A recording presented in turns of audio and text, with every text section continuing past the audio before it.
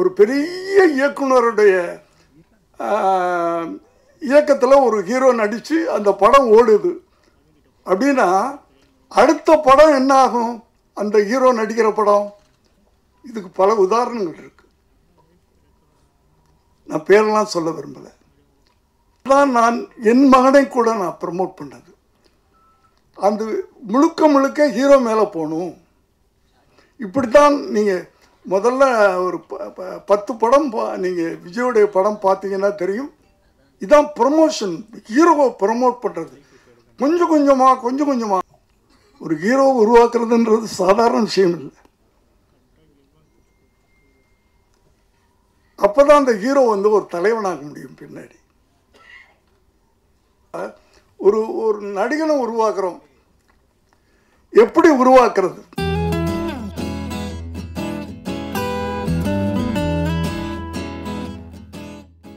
பல மொழிகளில் 70க்கும் மேற்பட்ட படங்களை இயக்கியவர். உங்கள் படங்களில் எங்கள் இதயங்களை பேச வைத்தவர்.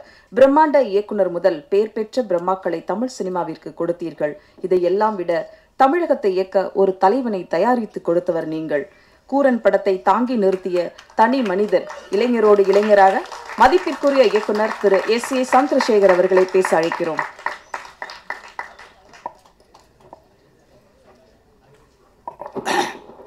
கடைசியில் பேசுகிறது எல்லாரும் பேசி முடித்த உடனே பத்திரிகை, தொலைக்காட்சி, ஊடக தோழர்களே, மேடையில் இருக்கின்ற நண்பர்களே, என் பிள்ளைகளே, எல்லாருக்கும் என்னுடைய வணக்கம்.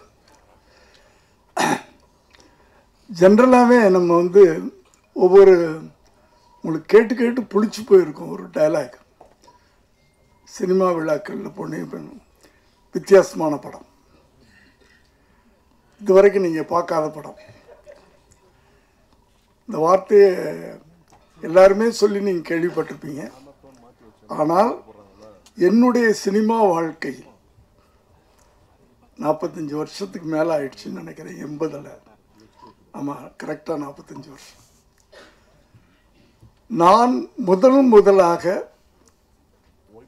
வித்தியாசம் என்பதை உண்மையிலேயே சத்தியமாக சொல்லக்கூடிய ஒரு கதை இந்த வித்தியாசமான கதை. இதை வந்து நீங்கள் இன்னும் அடுத்த வாரம் படம் பார்க்க போகிறீங்க. அப்போ நீங்களே சொல்லுவீங்க. பல விதத்தில் இது வித்தியாசம். ஏன்னா அந்த படத்தில் நாய் தான் ஹீரோ. ஒரு ரிவெஞ்ச் எடுத்து ஒரு படம் பெரிய ஹிட் ஆயிருக்கு. ஒரு யானை ரிவெஞ்ச் எடுத்து ஒரு படம் பெரிய ஹிட் ஆயிருக்கு. ஒரு பாம்பு ரிவெஞ்ச் எடுத்து, நாய்னா தமிழ் என்ன, நீயா, பெரிய ஹிட் ஆயிருக்கு. இதில் ஒரு நாய் ரிவெஞ்ச் எடுக்குது மனுஷன் மேலே. தன்னுடைய போராட்டத்துக்கு கோர்ட்டுப்படி வரைக்கும் ஏறுது. இதுதான் இது ஒரு வித்தியாசம். ரெண்டாவது, இந்த படத்தில் ஹீரோ கிடையாது, ஹீரோயின் கிடையாது, டுயட் கிடையாது, டான்ஸ் கிடையாது. இது ஒரு வித்தியாசம். உண்மையிலே வித்தியாசமான படம். அதுக்காக சொல்கிறேன். சும்மா நாங்கள் வித்தியாசமான படம் அப்படின்னு சொல்லலை. ஒரு ஹீரோ கிடையாது, ஹீரோயின் கிடையாது, ஒரு டுயட் கிடையாது, ஒரு டான்ஸ் கிடையாது. அடுத்ததில் நடித்தவங்க பூரா பார்த்தீங்கன்னா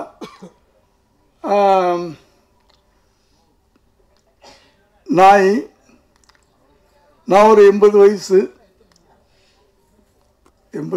குறைச்சி சொல்கிறேன், பரவாயில்ல.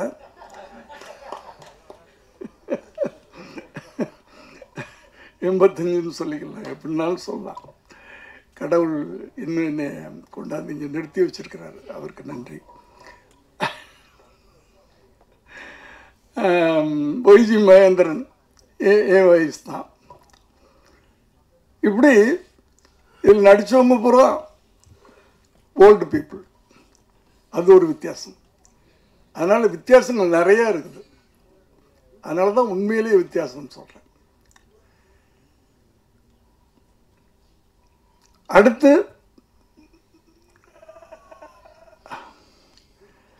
என்னை பற்றி எல்லாரும் பேசுனாங்க. அது வந்து எனக்கு கடவுள் கொடுத்த ஒரு கிஃப்ட். ஓடிக்கிட்டே இருக்கிறேன், அதனால் ஏதோ ஆக்டிவாக இருக்கேன், அவ்வளோதான். அடுத்தது மனசு சந்தோஷமாக வச்சுருக்கிறேன். எப்போவுமே எந்த எதையும் பாரத்தை தலையில் போட்டுக்கிறது இல்லை. கடைசி வரைக்கும் உழைச்சிக்கிட்டே இருக்கணும். அதுக்கு என் கூட இருக்கிறவங்களாம் எனக்கு ஹெல்ப் பண்ணிக்கிட்டு இருக்கிறாங்க. நான் ஆஃபீஸுக்குள்ளே நுழையும் போது எல்லோரும் இருக்கணும்னு ஆசைப்படுவேன். ஒன்றுமே வேலை இல்லைனாலும் அவங்களோட பேசிகிட்டு இருப்பேன், ஏதோ ஒன்று பண்ணிக்கிட்டு இருப்பேன். ஏன்னா வீட்டில் உட்காரக்கூடாதுன்னு நினைப்பேன். நான் உட்காந்தா படுக்கணும்னு தோணும், படுத்தா எந்திரிக்க முடியாது. அப்புறம் அவ்வளோதான், ஈஸியரில் அந்த வாழ்க்கையெல்லாம் வேணாம் அப்படின்னா அந்த காலையில் 9 மணிக்கு ஆஃபீஸ்க்கு வந்துடுறது. அப்படி அடுத்து ஒரு பெரிய வித்தியாசம் இந்த இன்னைக்கு ஃபங்க்ஷனில், எங்களுடைய படத்தில் சம்பந்தப்பட்டவங்க மட்டும்தான் மேடையில் இருக்கிறோம்.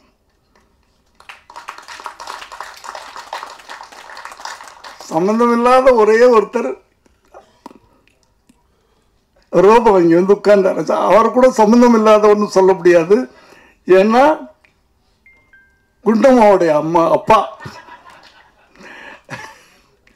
குண்டம்மா அப்படின்னு சொல்லுவார். அதை நாங்கள் எங்கள் படத்தில் வச்சுக்கிட்டோம், நாங்கள் யூஸ் பண்ணிக்கிட்டோம். அதனால் அவரும் எங்கள் யூனிட்டை சேர்ந்தவர் தான். அதனால் நாங்கள் தான் அந்த எங்கள் ஃபங்க்ஷனுக்கு சீஃப் கெஸ்ட். அதுலேயும் ஒரு வித்தியாசம்தான். அடுத்து ஒரு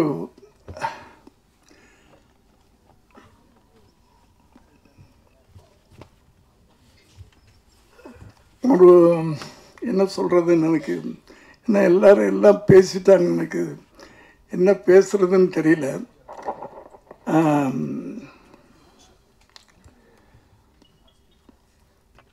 என்ன சொல்லணும்?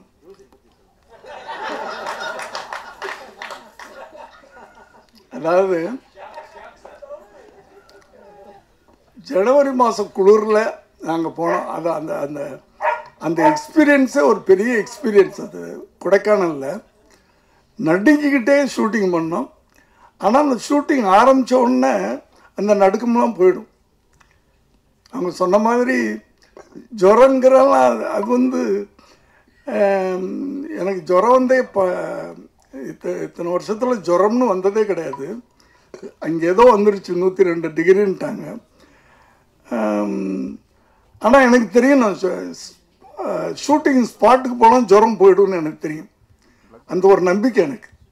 ஒர்க்குக்கு போனேன்னா ஜுரம் போயிடும். அந்த தைரியத்தில் தான் அன்னைக்கு போனேன். சொன்ன மாதிரியே போனோடனே அன்னைக்குன்னு பார்த்து தண்ணியிலலாம் இறக்கி குளிக்க வச்சுட்டாங்க, ஃபால்ஸ்லாம். ஸோ ஜுரம் போயிடுச்சு. அதான் ஜுரம்ன்றது நம்ம நினைக்கிறது தானே, வியாதின்றது நம்ம நினைக்கிறது தானே. எனக்கு தலைவலிக்குதுன்னா தலைவலிக்குது, தலைவலி இல்லைன்னா தலைவலி இல்லை.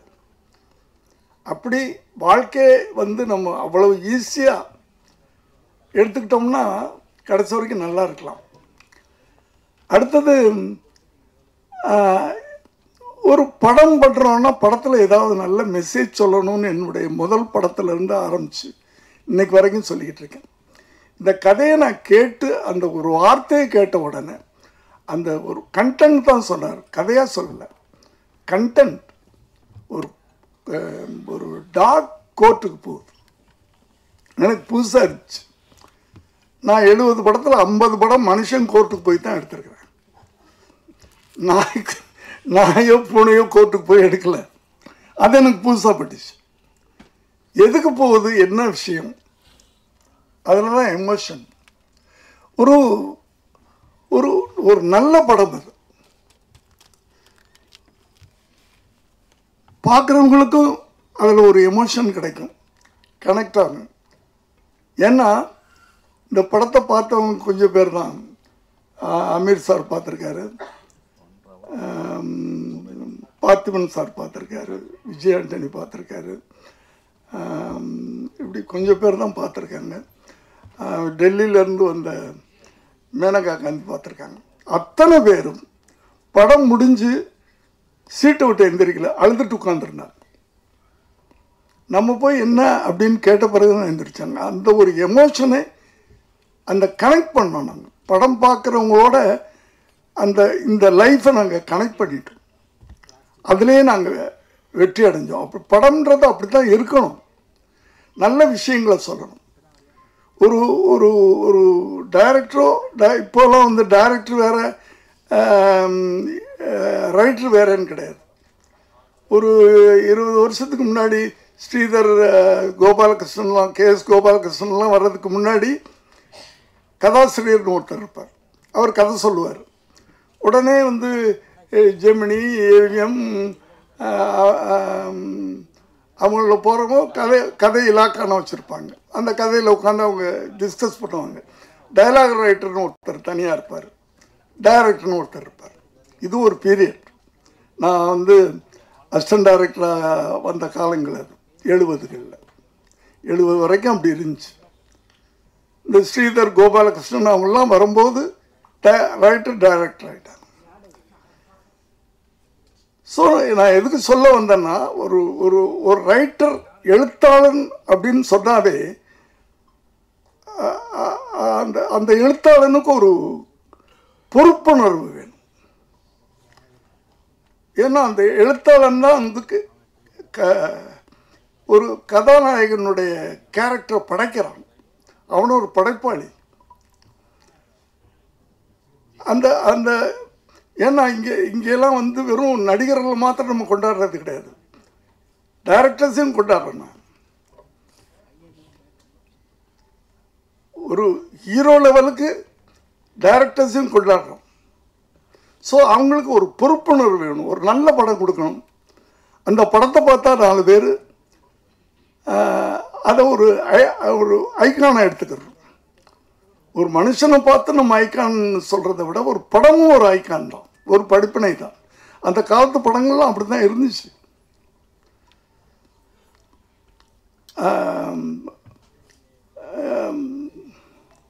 இப்போ சில படங்கள்லாம் பார்க்கும்போது ரொம்ப கஷ்டமாக இருக்குது, ரொம்ப கஷ்டமாக இருக்குது. தனியாக சொல்லணும். ஏன்னா ஒரு ஒரு எழுத்தாளன் படம் பார்க்குறவனுக்கு ஒரு ஐக்கானாக இருக்கணும், ஒரு முன்னோடியாக இருக்கணும். அவன் படைக்கின்ற படைப்புகள், கதாபாத்திரங்கள் அப்படி இருக்கணும். இவனை மாதிரி நம்ம வாழணும் அப்படின்னு இருக்கணும். கத்தி எடுத்த தலை வெட்டு, கையை வெட்டு, இப்படியே விட்டு அப்படின்னு சொல்லிட்டு படம் பார்த்துட்டு வெளியே போனவன்னா அவனும் கத்தி எடுத்துட்டு கையை விட்டு காலை விட்டுக்கிட்டு இருந்தா இந்த இளைய சமுதாயம் என்ன ஆகிறது? அந்த பொறுப்புணர்வு. சினிமான்றது சாதாரண விஷயம் இல்லை. இப்போ இந்த படம் வந்து ஒரு கத்தி இல்லை, ரத்தம் இல்லை, துப்பாக்கி சத்தம் இல்லை. ஆனால் ஒரு ஒரு பவர்ஃபுல்லான விஷயம் இருக்கு, பவர்ஃபுல்லான விஷயம் இருக்கு. ஆனால் அந்த பவர்ஃபுல்லான விஷயத்தை நாங்கள் சீரியஸாக சொல்லலை. அதுதான் இதனுடைய வெற்றிக்கு அது ஒரு காரணமாக இருக்கும். ரொம்ப சீரியஸான விஷயத்த ரொம்ப சீரியஸாக சொன்னாலும் கஷ்டப்பட்டுருவீங்க. ரொம்ப யதார்த்தமாக அழகாக அப்படியே சிரிக்க வச்சுக்கிட்டே அப்படியே கொண்டு போகிறது, நல்ல விஷயங்களை சொல்லணும். ஒவ்வொரு படமும் ஒரு பாடமாக இருக்கணுன்றது தான். ஆனால் இப்போ வர நல்ல படங்கள் பண்ணுறாங்க, அவங்களை நான் யாரையும் தப்புன்னு சொல்ல வரல. ஆனால் அவர்கள் அந்த படங்களை பார்த்து ஒரு ஷோவில் 100 பேர் படம் பார்க்குறதால ஒருத்தனாவது அந்த படத்தை பார்த்து இவர் மாதிரி நம்ம இருக்கணும் அப்படின்னு நினைக்க வைக்கணும். அந்த காலத்து படங்கள் அப்படி தான் இருந்துச்சு. இது ஒரு நான் வயலண்ட் படம், நான் வயலண்ட்டாக ஆனால் பவர்ஃபுல்லான படம். இப்போ நான் வயலண்ட்னா நீங்கள் என்னமோ ஒரு டயலாக் சொல்லுவாங்க, சொதன்னு இருக்கும், சாம்பார் மாதிரி இருக்கும், அப்படிலாம் இல்லை. இப்போ நான் வயலண்ட்டில் தானே நம்ம சுதந்திரமே வாங்கணும். கத்தியிலே ரத்தமின்றி வாங்கின சுதந்திரம் தானே காந்தியடிகள். அவருடைய மௌனம் தானே வெள்ளையனை வரட்டி அடிச்சுது. அவருடைய அந்த அதுக்கு பேர் என்ன, அகிம்சை, அதுதானே வெள்ளையனை வரட்டி அடிச்சுது. கத்தி எடுத்துட்டு நிற்கலையே. காந்தியடிகள் சொல்லியிருந்தாருன்னா அத்தனை பேரும் எடுத்திருப்பான்ல, அடித்து துரத்திருக்கலாம்ல. நம்ம அது செய்யலையே அவர். அதனால் அந்த மௌனம் எவ்வளோ பெரிய ஆயுதம், எவ்வளோ பவர்ஃபுல்லான ஆயுதம். பயந்து ஓடி போயிட்டான்ல, தலைதறிக்க ஓடிட்டான்ல. அப்படி நான் வயலன்ஸ் சொல்கிறது கூட பவர்ஃபுல்லான இருக்கும். இது நான் வயலன்ஸ் படம், ஆனால் பவர்ஃபுல்லான படம். அப்படி ஒவ்வொரு எழுத்தாளர்களும் இளைய சமுதாயங்களுக்கு ஒரு முன்னோடிகளாக இருக்கணும் அப்படின்றது ஒரு வயசான ஒரு எழுத்தாளனா நான் ஆசைப்படுறேன். ஒரு காலத்தில்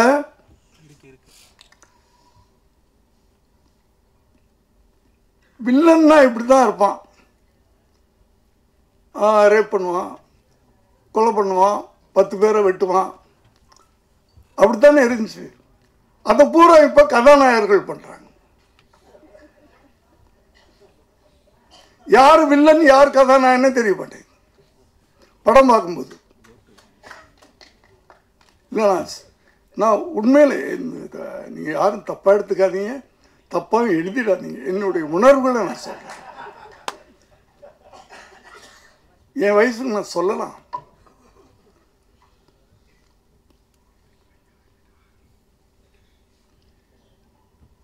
யாரு, ஏன்னா படம் பார்க்குற யூத் அவங்களை எப்படி நம்ம கொண்டு போகணும்?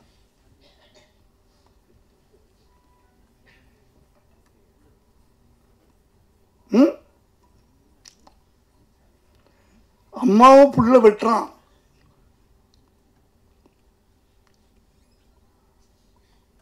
மாமியார் மருமகளும் சேர்ந்துக்கிட்டு என்ன பிள்ளைய கொள்றாங்க, அப்பாவை கொள்றாங்க. இப்படியெல்லாம் நடந்துக்கிட்டு இருக்கிற ஒரு சமுதாயத்தை நம்ம கரெக்ட் பண்ணணும்னா சினிமா ஒரு ஒரு அறிஞர் நான் சொல்லுவார், சினிமா மாதிரி ஒரு பயங்கரமான ஆயுதம் வேற எதுவும் இல்லை. அந்த ஆயுதத்தை கரெக்டாக நம்ம யூஸ் பண்ணோம்னா இந்த இளைய சமுதாயத்தை திருத்த முடியும். அது ஒவ்வொரு எழுத்தாளருக்கும், எழுத்தாளனாக இருக்கட்டும் இயக்குனராக இருக்கட்டும், 2 பேரும் ஒன்றுதான். இப்போ அவங்களுக்கு இந்த பொறுப்புணர்வு, கடமை உணர்வு, சமூக உணர்வு, எல்லாத்தையும் விட அந்த சமூக உணர்வு.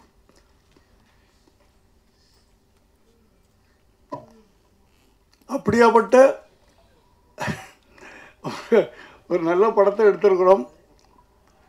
நான் ரொம்ப அனுபவித்து கடந்த 10 வருஷமாக நான் ஒரு நடிகனாகி இந்த 10 வருஷத்தில் 3-4 படம் நடிச்சிட்டேன். ஆனால் ஒரு திருப்திகரமாக எனக்கு அமைஞ்ச படம் இந்த படம். ரொம்ப அனுபவித்து நான் பண்ணியிருக்கேன். எல்லாரும் ஹெல்ப் பண்ணியிருக்காங்க, நான் தனித்தனியாக சொல்ல விரும்பலை. அதுலேயும் நான் தைரியமாக சொல்லுவேன், 2 மணி நேரம் படம். அந்த 2 மணி நேரம் அவங்கள ரொம்ப அழகாக நாங்கள் உட்கார வச்சிருப்போம். முதல்ல 3 மணி நேரத்துக்கு படம் எடுத்து கொடுத்துட்டார் அவர். அதை மாருதி சார் 2.5 மணி நேரம் படமாக்குனார். சரி, அவ்வளோதான், இதுக்கு மேலே குறைக்க வேணாம் அப்படின்னு அவர் பிடிவாதமாக இருக்கிறார். லெனின் சார் படம் பார்த்தார். அவர் சூப்பர்வைசர் தான் இந்த எல்லாமே நடந்துக்கிட்டு. லெனின் சார் படம் பார்த்தார் எங்களோட. ஒரு 2 நாள் எனக்கு டைம் கொடுங்கன்னு சொன்னார். 2 நாள் கழித்து போய் பார்த்தோம். 10 சீனை காணோம் படத்தில். அவர் டைரக்டர், சார் அந்த சீனை தூக்கிட்டார் சார், இந்த சீனை தூக்கிட்டார் சார், இந்த சீனை தூக்கிட்டார் சார், சார் போச்சு சார் அப்படின்றாரு. அதாவது 2:20க்கு இவர் கொடுத்தார், 2 மணி நேரம் 20 நிமிஷத்துக்கு இவர் பண்ணிட்டார். அவர் 10 சீனை தூக்கி 20 நிமிஷத்தை தூக்கி 2 மணி நேரம் ஆக்கிட்டார்.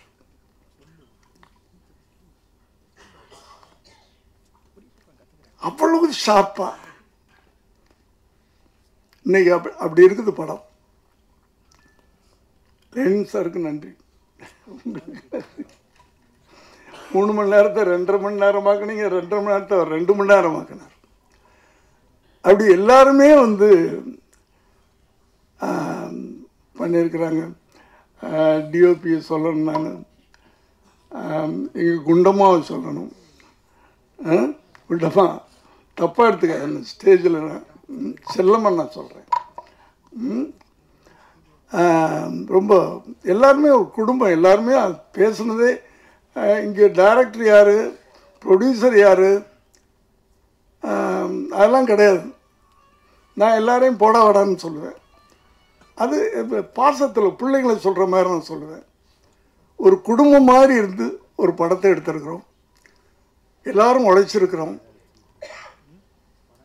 இந்த படம் வெற்றி அடைஞ்சா, பெரிய சூப்பர் ஹீரோலாம் நடிக்கல, இதில் நடித்த ஒரே சூப்பர் ஸ்டார் அதுதான், பைரவா தான். நாங்கள்லாம் துணை நடிகர்கள், உதிரி பூக்கள். நாங்கள்லாம் ஒரு ஃபுல் மாலை எதுன்னா அதுக்கு தான் போடணும்.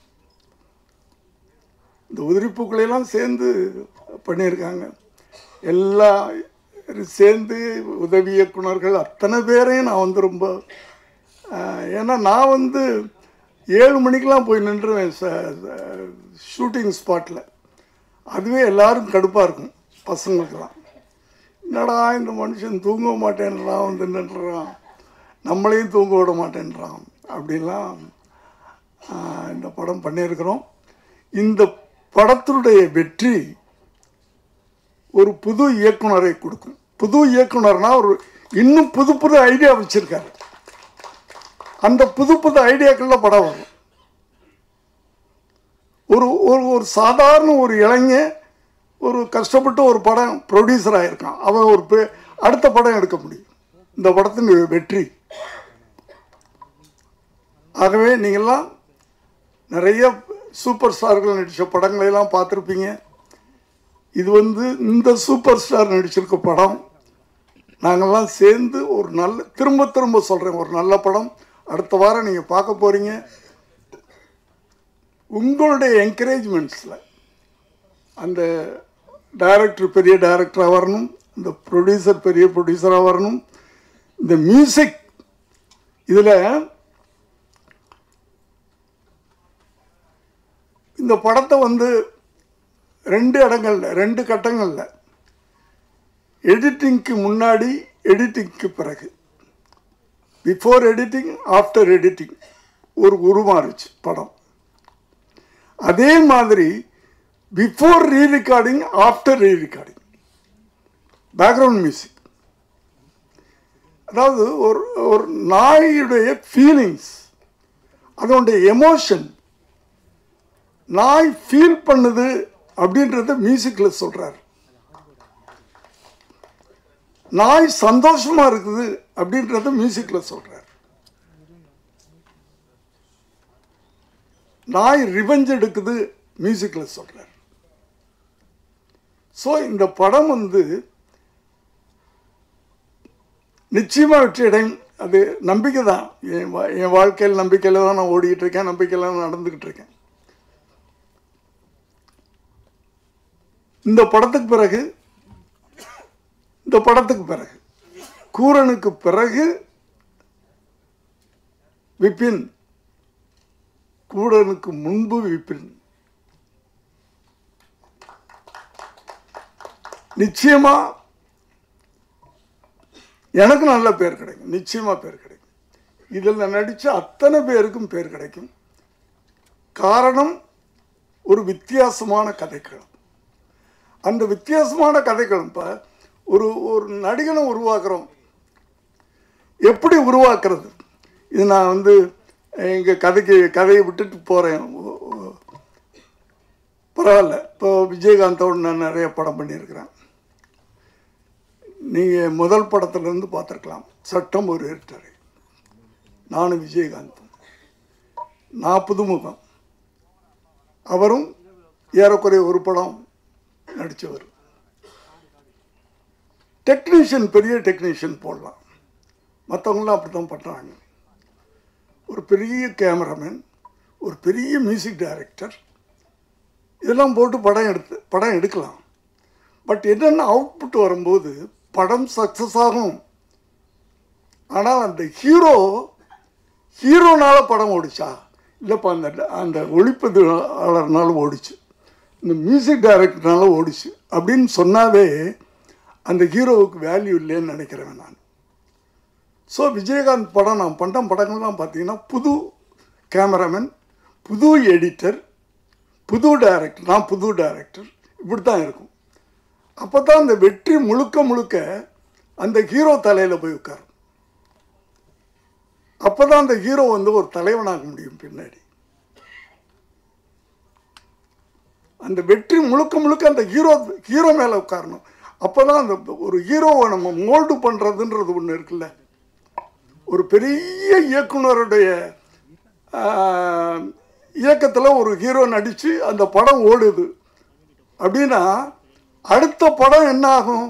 அந்த ஹீரோ நடிக்கிற படம் அந்த எக்ஸ்பெக்டேஷனுக்கு பார்ப்பாங்க. இல்லைன்னா அவ்வளோதான் வரும். இதுக்கு பல உதாரணங்கள் இருக்கு. நான் பேரெல்லாம் சொல்ல விரும்பலை. அதே மாதிரி தான் நான் என் மகனை கூட நான் ப்ரமோட் பண்ணது. ஏன்னா நான் அவரை அறிமுகப்படுத்தும் போது 92 நான் பீக்கில் இருக்கிறேன். ஹிந்தி படங்கள் அது இது பண்ணிக்கிட்டு நல்ல இன்கம்லாம் அப்படி வந்துக்கிட்டு இருக்கு. பெரிய மியூசிக் டைரக்டர் போட்டிருக்கலாம், பெரிய கேமராமேனை போட்டிருக்கலாம். புது கேமராமேன் நாளைய தீர்ப்பில் ஒரு லேடி, ஒரு புது மியூசிக் டைரக்டர். ஏன்னா அந்த படம் வெற்றி அடைஞ்சால் அது அந்த முழுக்க ஹீரோ மேலே போகணும். இப்படித்தான் நீங்கள் முதல்ல ஒரு 10 படம் நீங்கள் விஜயோடைய படம் பார்த்தீங்கன்னா தெரியும், பெரிய டெக்னீஷியன்ஸே இருக்க மாட்டாங்க. இதான் ப்ரமோஷன், ஹீரோவை ப்ரமோட் பண்ணுறது. கொஞ்சம் கொஞ்சமாக அந்த ஹீரோவால் படம் ஓடிச்சு, அந்த ஹீரோவால் படம் ஓடிச்சு, அந்த ஹீரோவால் படம் ஓடிச்சுன்னு சொல்லும்போது தான் அந்த ஹீரோவுக்கு வேல்யூ வரும். இப்படி உருவாக்குறது தான். ஒரு ஹீரோவை உருவாக்குறதுன்றது சாதாரண விஷயம் இல்லை.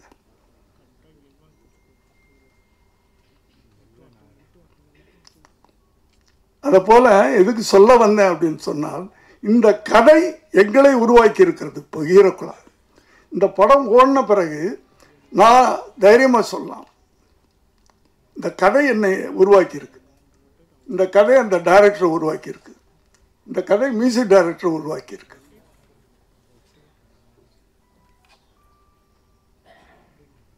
அதனால் எல்லாமே சாதாரண மாணவர்கள் பண்ண படம். பெரிய பெரிய இயக்குனர்கள், பெரிய நடிகர்கள் படங்களையெல்லாம் நீங்கள் வந்து ஆகா ஊகன்னு சொல்கிறது பெரிய விஷயம் இல்லை. அந்த படங்களுக்கெல்லாம் வந்து விளம்பரம் தேவையில்லை. ஏன்னா அவங்கெல்லாம் ரசிகர்கள் வச்சுருக்காங்க, ரசிகர்கள் பட்டாலும் இருக்குது. நீங்கள் விளம்பரம் கொடுத்தாலும் கொடுக்கலைனாலும். ஆனால் இப்படிப்பட்ட படங்களுக்கு நீங்கள் ப்ரமோஷன் பண்ணணும். உங்களுக்கு பிடிச்சா, நான் திரும்ப சொல்கிறேன், நல்லா இல்லாத படத்தை ப்ரமோட் பண்ண வேண்டாம். படம் நல்லாக இருந்தால் இந்த படத்தை நீங்கள் ஓட்டி காட்டணும். அது உங்களை நான் கேட்டுக்கிறேன். நன்றி, வணக்கம். ரஜினிகாந்த், விஜயகாந்த் இவங்கெல்லாம் வச்சு சட்டம் ஒரு இருட்டறை, நீதியின் மறுபக்கம், நான் சிகப்பு மனிதன் அப்படின்னு சொல்லி நீங்கள் கோர்ட் ஏறி நிறைய விஷயங்கள் பண்ணி கொடுத்துருக்கீங்க, நியாயம்லாம் வாங்கி கொடுத்தீங்க. முதல் முறையாக ஒரு நாய் வச்சு அதுக்காக நியாயம் வாங்கி கொடுக்குறீங்க. இந்த அனுபவம் எப்படி இருக்குது சார்? சொல்லுங்கள் சார்.